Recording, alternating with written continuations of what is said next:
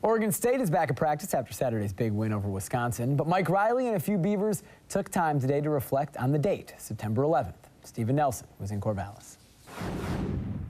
It's been 11 years, but the events that took place in New York City, Washington, D.C., and Shanksville, Pennsylvania on September 11, 2001 are still fresh on the minds of several Beavers. Honestly, it was like yesterday, kind of, but it's like 11 years. That's crazy. I'm only 23, so just thinking 11 years ago, that was just wow.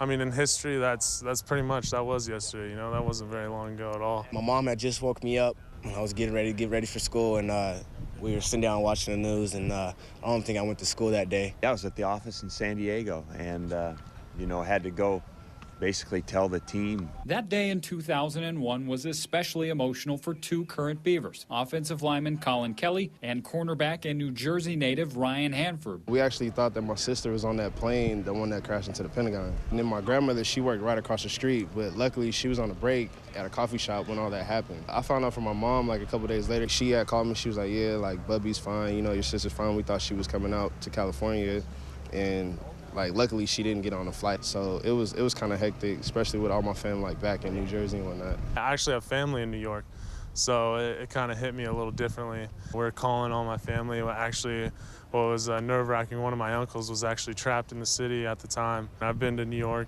I don't know how many times before I can remember, so it was definitely a sad day. On a football-related note from Tuesday's practice, true freshman center Isaac Seimalo did not participate for the second consecutive day as he nurses a hip injury.